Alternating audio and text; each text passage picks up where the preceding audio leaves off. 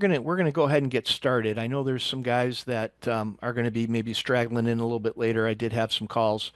We're kind of doing this at an unusual period of the day where we're not quite at the close yet. So I think some maybe traders are still doing their thing, but nevertheless, we'll just move on. I've got this recording, so we can certainly share it.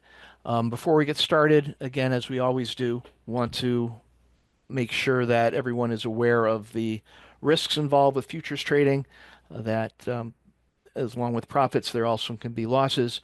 Leverage is also a factor that needs to be taken into consideration, as well as your own personal financial situation when getting involved in any of these types of investments. I want to thank you guys for showing up today and taking the time. Um, Rick has been nice enough to um, give us an update on what's going on with the program right now. All right, I have done this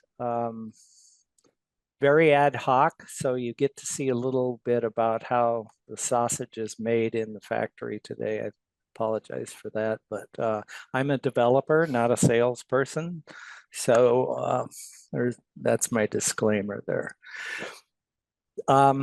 This presentation is kind of an add-on to a previous one I did several weeks ago. And if you weren't at that previous one and would like to see it, I think Jerry can send you a PDF of it. It has a little bit about my background, and for the sake of brevity, I'm not going to go over that in detail again, except to say that John Ehlers and I were colleagues for over 20 years, and John is the president and founder of MESA Software. We decided to change the name from Index Spotter to MESA, and NDX for index. And John has graciously given me permission to use that name. John's now well into his 90s and is completely retired from trading, and that's why he's not a participant in this. I'm only in my mid-60s, so hopefully I have a ways to go.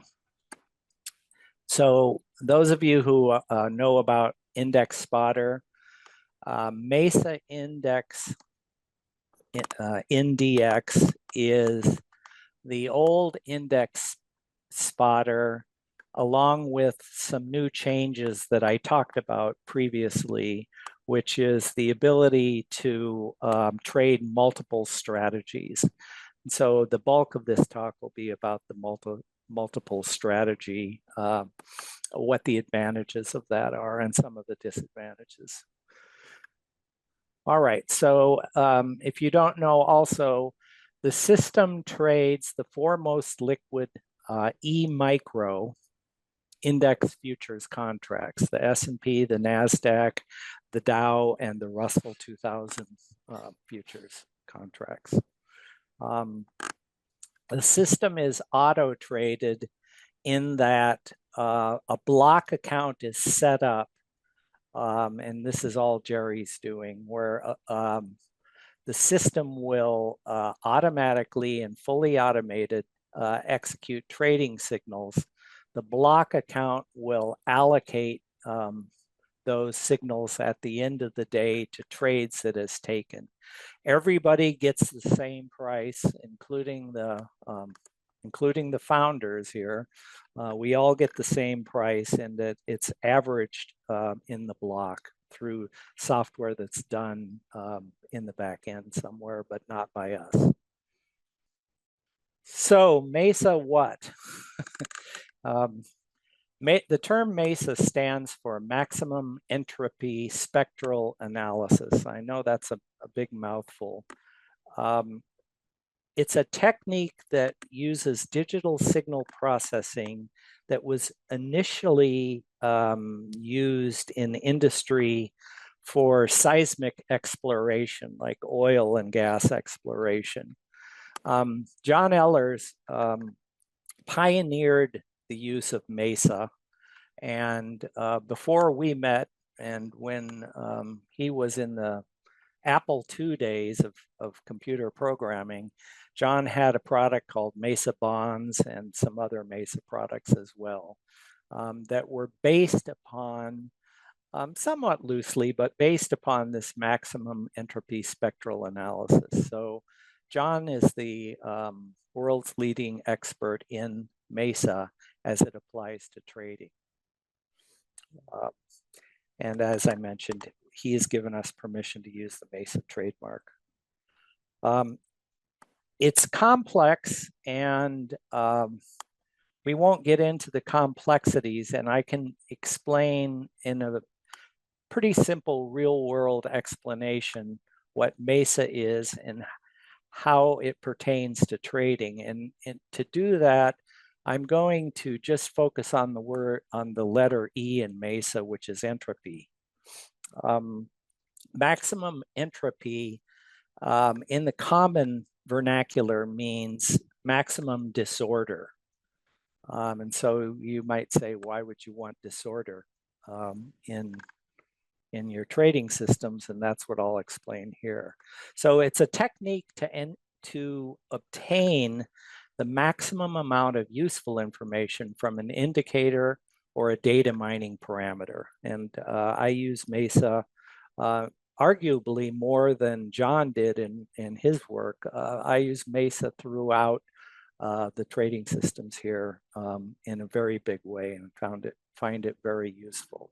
It's also something that not a lot of other people are either understand or use, because it is a term that comes from engineering disciplines. By the way, John is an electrical engineer and by training, and as is I. But I focused. I graduated from college the year the IBM PC came out, and I saw the writing on the wall. So although I'm an electrical engineer, my focus was on software from the get-go. So the common RSI, and this is about as technical as this presentation gets. So if you're nodding off, I understand, and just bear with me for another 2 minutes.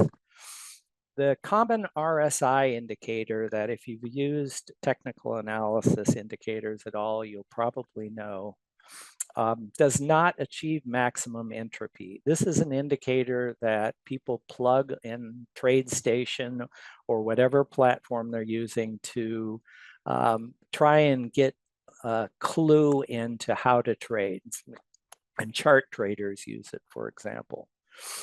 So the RSI indicator is a short-term, basically momentum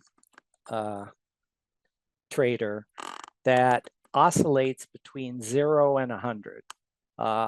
If it's above 70 or 80, the common interpretation is that the security underlying the indicator is overbought, and so you should fade that signal and go short.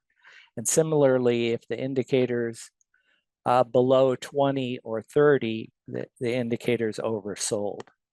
The problem with the RSI indicator from a entropy standpoint is that it will sit at very low or very high values, and even sometimes mid values for long periods of time. So if you take that reading that an RSI ranges from, that is 0 to 100, and imagine making bins full of reading values where each bin is 10, you would have 10 bins. The first bin would be 0 to 9, and the second bin would be 10 through 19, and so on. You'd have 10 bins. So the readings of your RSI, if you bin those readings, would fall in one bin. And you could imagine like putting a marble in a bin and counting the number of marbles in each bin as a way of interpreting the indicator. If you're not with me on this, that's understandable. But in the case of the RSI, what you will see is some of the bins will be full and some are nearly full and some will be nearly empty. What that means in general is that there's not a lot of useful information in the bins because the bins tend to contain, let's say, values between 70 and 80, or between 20 and 30, or whatever the numbers are, it doesn't matter, but that most of the marbles are in one or two or maybe three bins. So the useful amount of information is in bits, those same number of bins, two or three. What you really would like is that if the bins were almost equally filled, so that you would have 10 bits for your 10 bit, 1 bit for each bin of useful information. That's in a nutshell and much oversimplified of what MESA does with the indicators that we use. Long story about kind of a short topic that is kind of the difference between what John and I have done versus the rest of the industry over the years. All right, moving on. Trading multiple strategies is what the new MESA NDX does. We incorporate a set of about a dozen different strategies. Strategies can be added in the future on a weekend without any consequence. So once in production, more strategies can be added, but at the moment there's about a dozen, of which 6 to 8 are active at any time, and I'll go into that in a subsequent slide. The idea, though, is to choose the best strategies for the current market regime, whatever that may be. And that choosing of the strategy is where we get an advantage of multiple strategies, because the system is not trading live each strategy concurrently. It's trying to find what strategy should I be using right now, and selecting that strategy. So the bullet item here, for a given position, only one strategy is in effect from entry to exit. What that means is that once we've selected a strategy, we don't change midstream in a position. It should be self-explanatory. All strategies are running all the time in the background to maintain performance history and to aid in the strategy selector's choice. So they're all actually running. On every bar, every strategy is executed. It's just that what you're seeing in the outside world is the effect of the strategy that has the baton, so to speak. All right. So it's getting really tough to trade. Harder and harder by the day. There's an ocean of sharks out there.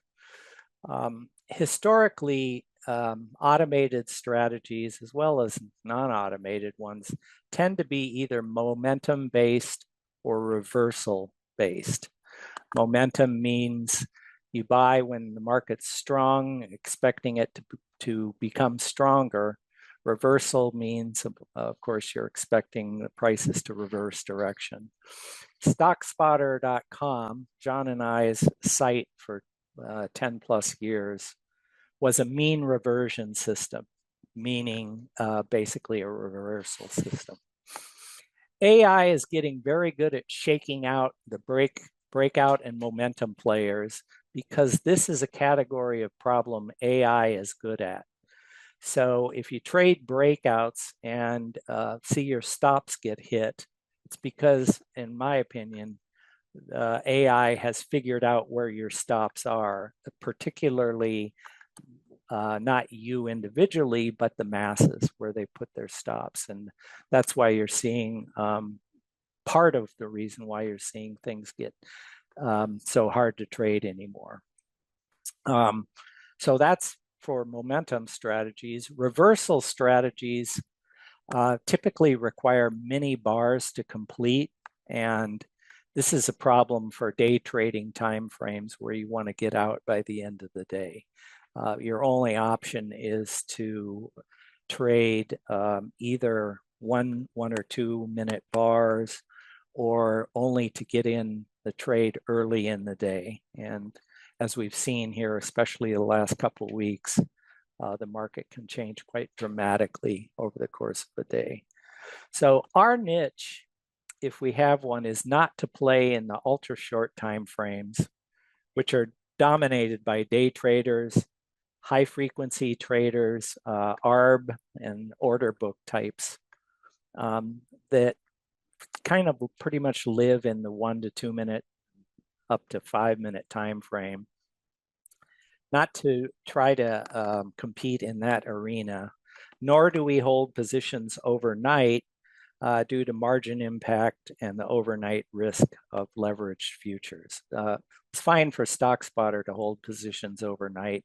Very difficult to make money in trading equities unless you hold positions overnight.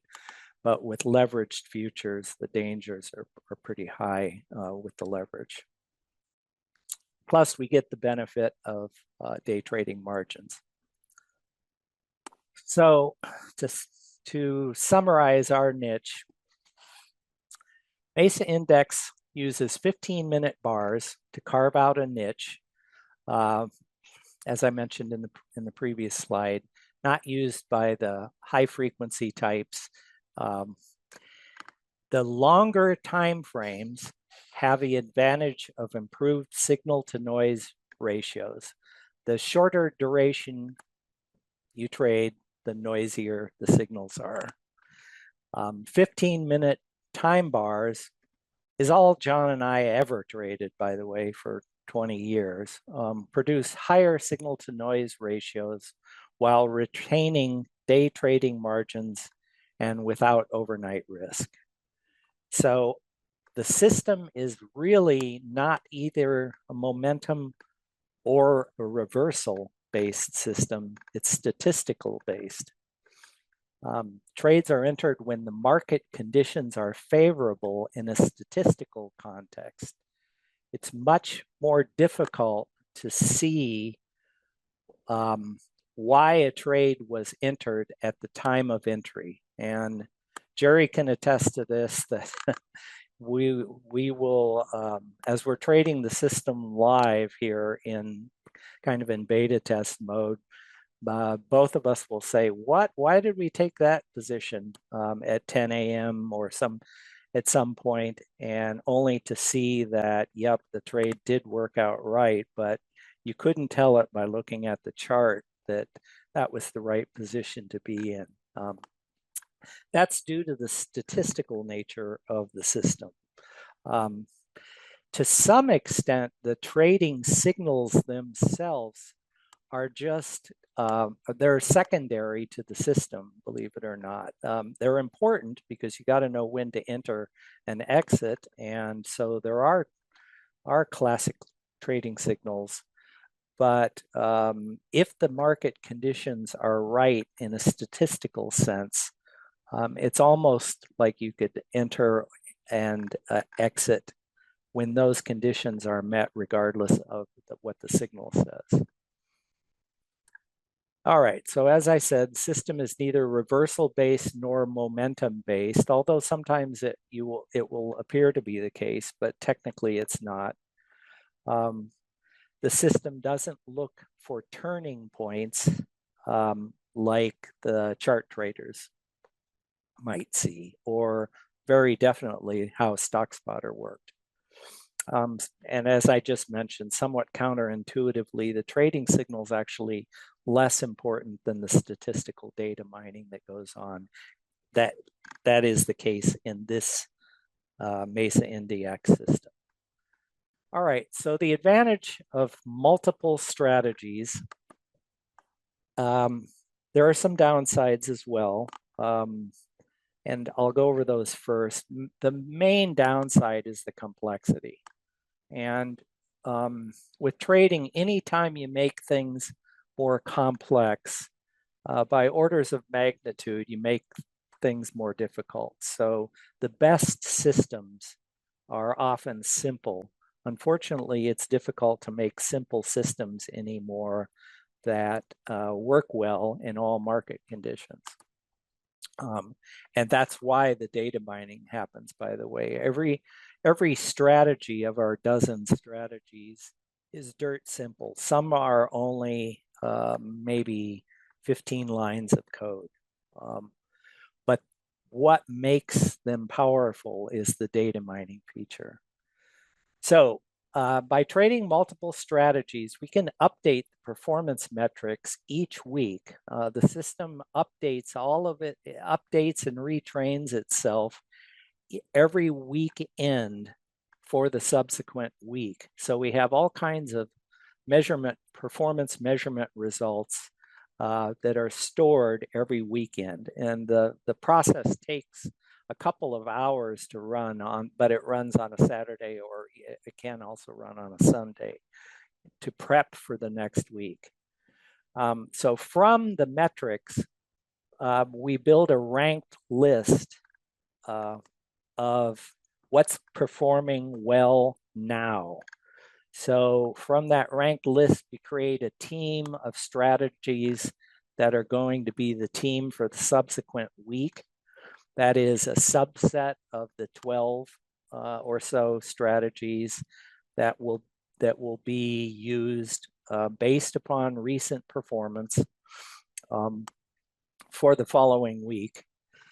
So the way that it turns out, the second to the last bullet point here, the way that it turns out in practice during the week is that on each bar, remember we're trading 15-minute bars, each bar that we're not in a trade,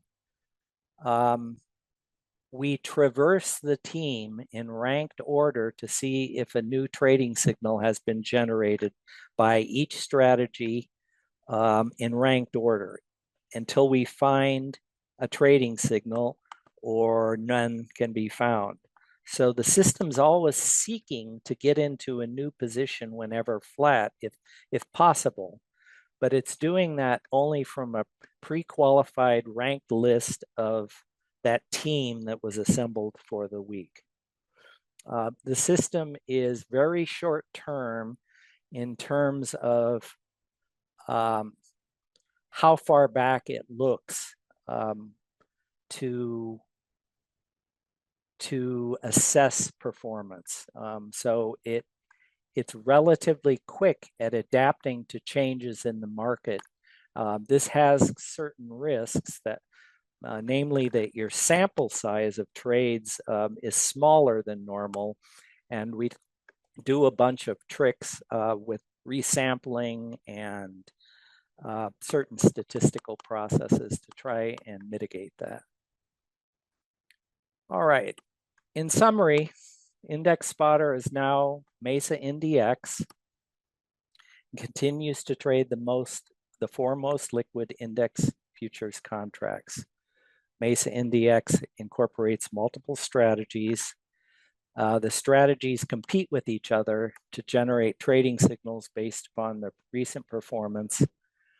And lastly, we play in a niche. We feel we play in a niche that's mostly ignored both by day traders and professional traders, where we recognize that we're small fish compared to them, but we're trying to survive in an ocean by being in a niche that they mostly ignore.